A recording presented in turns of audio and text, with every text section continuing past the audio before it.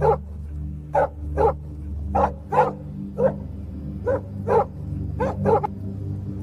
out. No filming. Right, good evening to you, good afternoon, good morning, wherever you are watching this. We are at our launch party, recording this here. It's verbal for you. Launch party of the X Factor, the new album from Maiden.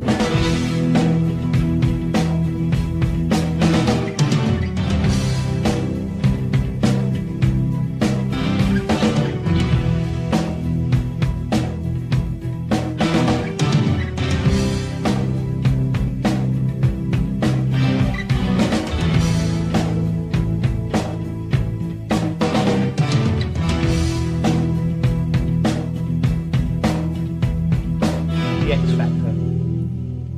Well, the X Factor could stand for one of two things. It could be number 10, or it could be X. It can mean the unknown, it can mean the X generation, it can mean the X Factor, the feeling, the chemistry within the band. Sometimes we play through and it'll be, Oh, yes. It's just had this certain something, certain magic, and that's what we kept referring to as the X Factor. And also, I mean, coincidentally, X is, you know, Roman numerals 10. It's the 10th Iron Maiden album.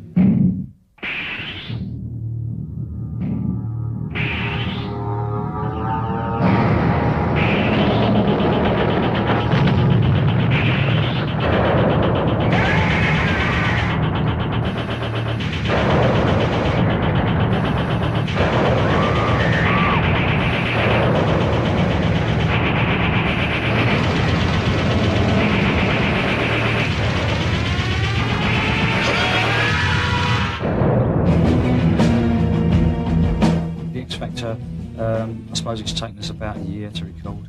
All in all, probably about 15 to 18 months, you know, with the writing and everything. And it took a long time because we've basically done a double album, really. We have, it's Nigel Green and Steve Harris, both, you know, co-producing it. Nigel Green we'd actually worked with before on, he'd done like Number Beats and Killers, so we need this guy from back then. And since he's worked with Mutt Lange, you know, so a lot of, he's worked with Def Leppard and everything. So his way of thinking in the studio, very modern as far as technology goes. And that's what we want to create on the new Iron Maiden album, make it like a very 90s sounding album, yet it still has the identity of Maiden. I think it's the best sounding album we've ever done. The new single, track called Man on the Edge, was written by Blaze and I, and it was just written so natural. It just came out of nothing really. We had a couple of riffs. Blaze turned a couple of pages over and he brought these words out, and they just summed up exactly what I was feeling and what I was playing. And it was as if he'd pulled a spark out of the air.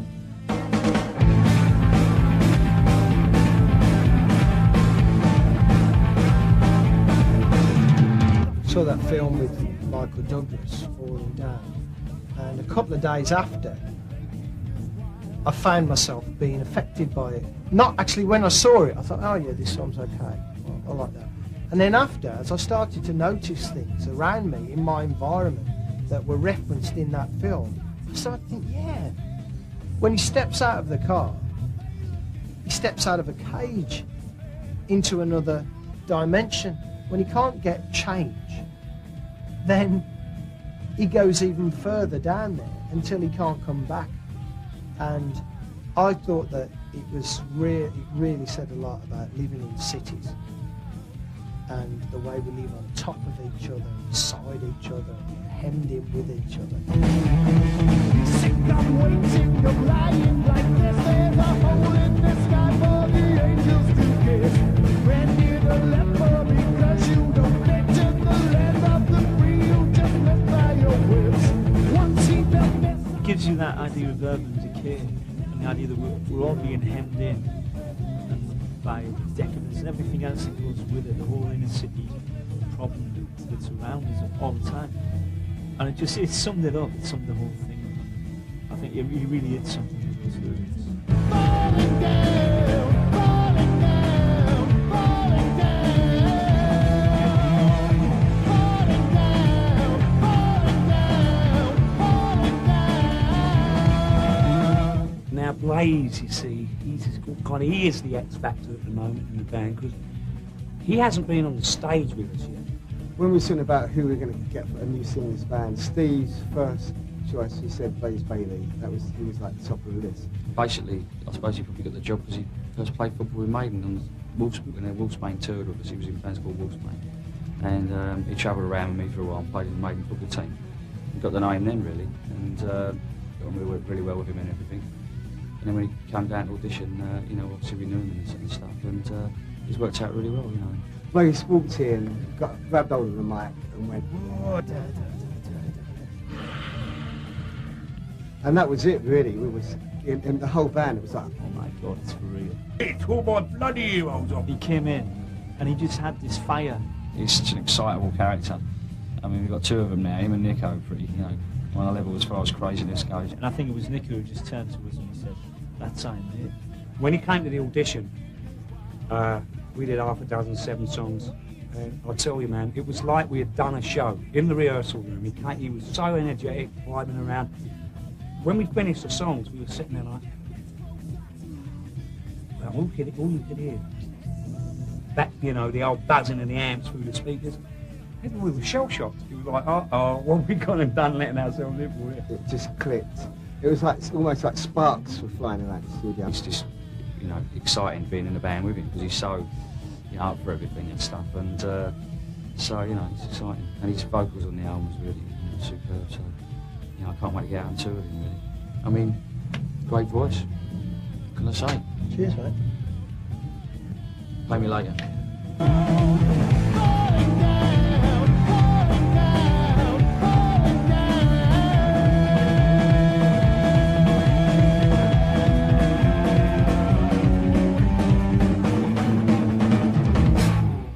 I know what I like about bands like Iron Maiden.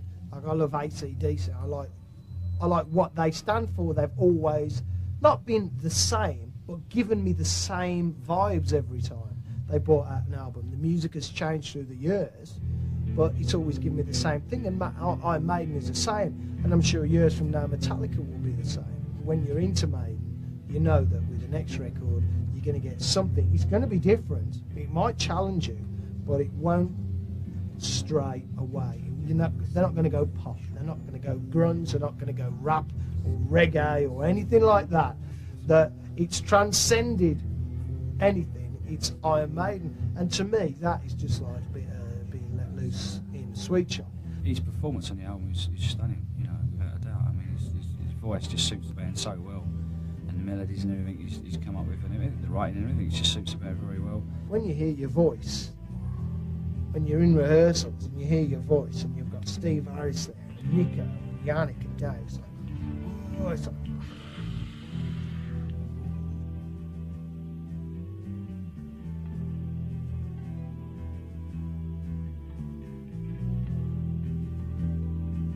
Yeah, Sign of the Cross is the longest song on the album. It's about 11 and a half minutes, something like that. And it's a real sort of epic, I suppose, along the lines of Seventh Son or Seventh Son, that type of thing.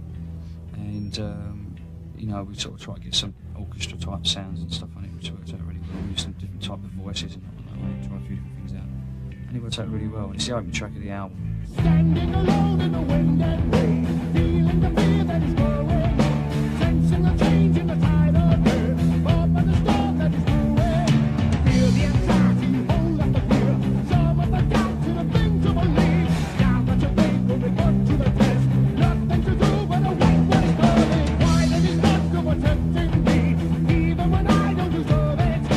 Going and rest with an inner strength, someday we'll call it a better. Having been outside the band and listened to the band for a long time and knowing some of the stuff quite well, when you actually start singing some of the things that Steve writes, you find an extra depth. And the new songs that Steve came up with, that he'd written the words and the melodies to and he was getting me to sing, it was really, really satisfying because he brought out a part of my voice that I'd been looking for a long time.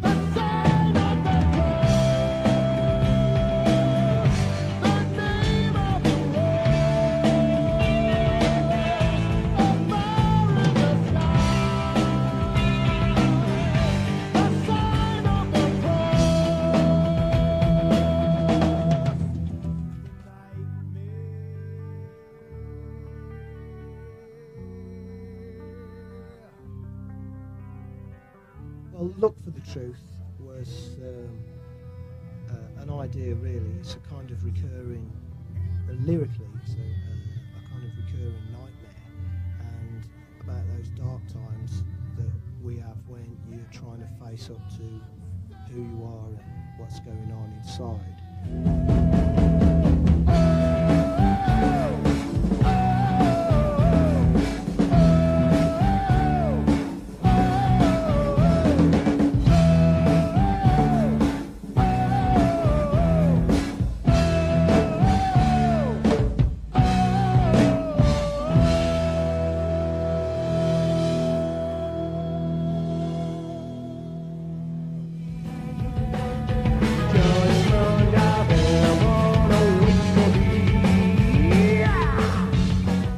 Judgment of Heaven is, I think, is a really, I don't know, catchy tune. It's, I wouldn't say it's commercial exactly, but it's got loads and loads of harmonies in it. It's sort of Thin Lizzy-ish, I suppose, in the middle.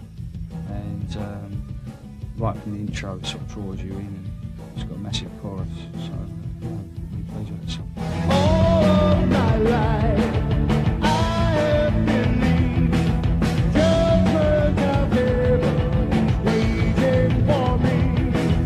All of my life, I have believed judgment of heaven is waiting for me, waiting for me, waiting for me, waiting for me.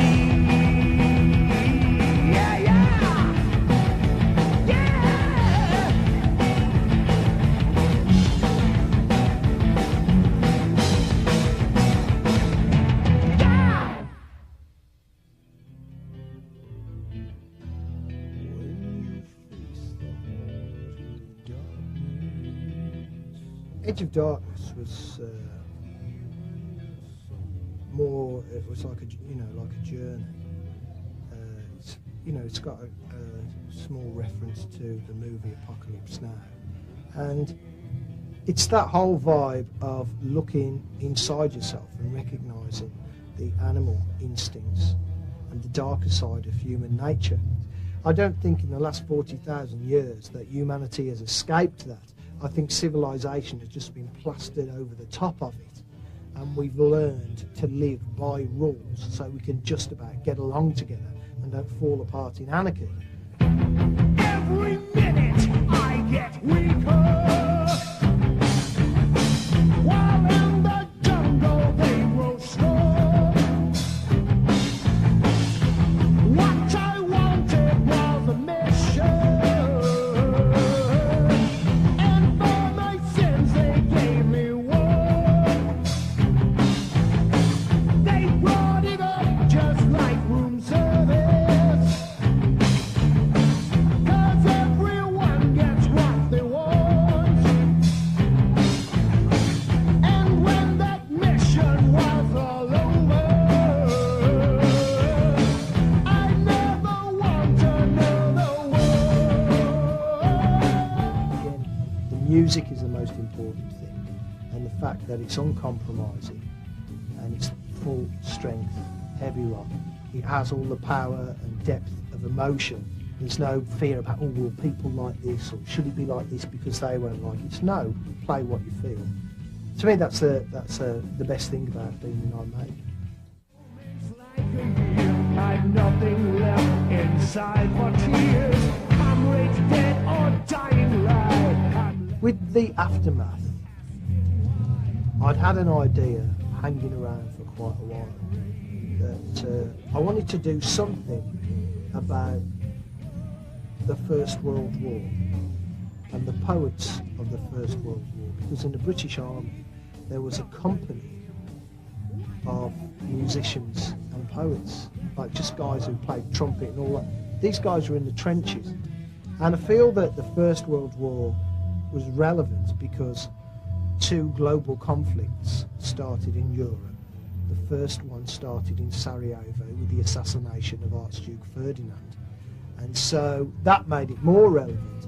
And as well, I felt that the deeper truth and the real truth about those conflicts isn't written in history books, but it's written by the men who experienced it. After the war.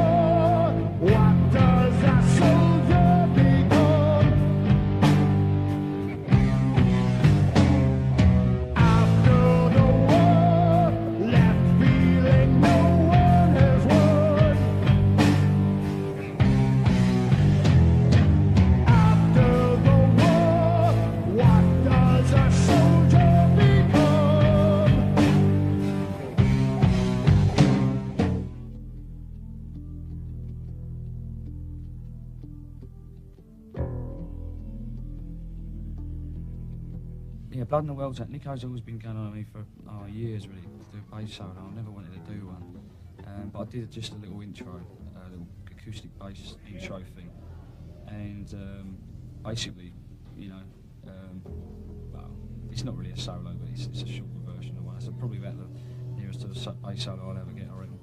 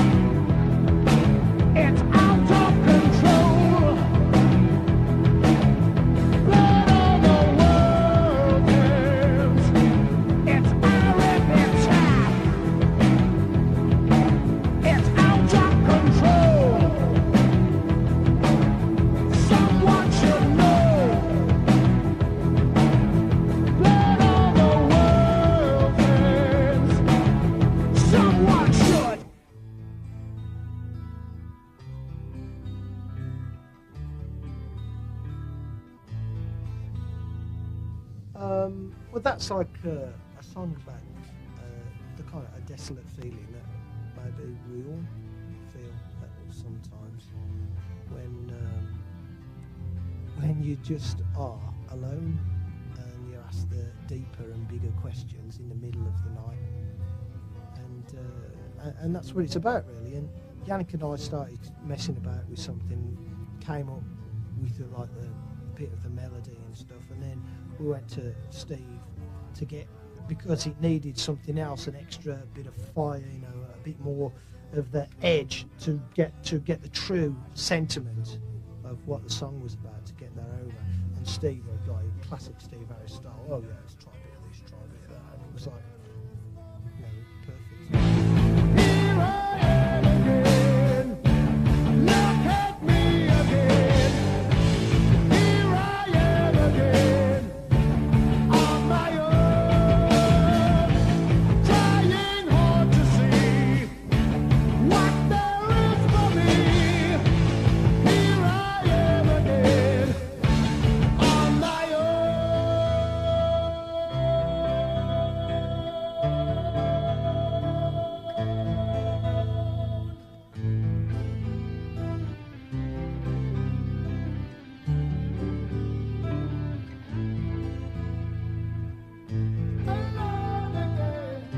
Alone again, alone again. I'm here on my own.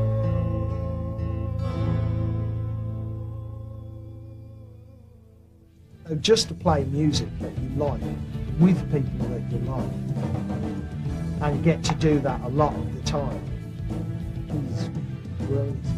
You go and have a really good time. That's the thing, you know, you can look across at Jan and he's really into it. And that's the thing in this music, it's, you know, it's being into it, man. I was and thinking, we feel, in this you know, music, you've just feel got to it. look into people's eyes to see whether they're really honest and they're doing Yeah. it for real. And there's very few people you can actually look into their eyes at a gig, and you know you're going to get a stare back that's going to just frighten you to death. And this is one of them bands you can get to the front, you can fight your way through the crowd, get to the front, look into their eyes and think, oh my God, it's for real. I'm really looking forward to tour. I mean, it's been like over 2 years since we played live. I've been in the studio for a year, so you get a bit stir crazy after a while, and then, you know, I just want to get out there and play, and I just can't wait to get out there and play, you know, in front of audiences or you know, whatever. And it's just whatever we play, clubs, theatres, big gigs, open air gigs. You know, I'm looking forward to all of them. Well, when we're out there and we're cranking it up and we're going for it, then I just end up getting excited. To me, that's all there is. You know, the rest of it are little byproducts that you have to do. But the most important thing to me as a guitar player is to play, and to play in front of people. When you get out there on tour, when you're in the hall, when you're on the stage, it's the one time where the bullshit stops, where it's just you and the crowd, you and the fans. You're both in the same room, listening to the same music, under the same lights, breathing the same air. We're fired up, we're ready to go. We've got Blaze, he's fired up, ready to go. And You know, just making the video yesterday, it was doing. We were just, it was like, you know, you put the kind of playback, but it was like there even then. So And we had so we were many actually blisters playing. and cuts on our Yes. hands from that video Yeah. because it felt like we were out live. Yeah. We actually drew blood yesterday, but I think you have to draw blood unless you want If you want something. blood, Yeah. you've got it. Yeah.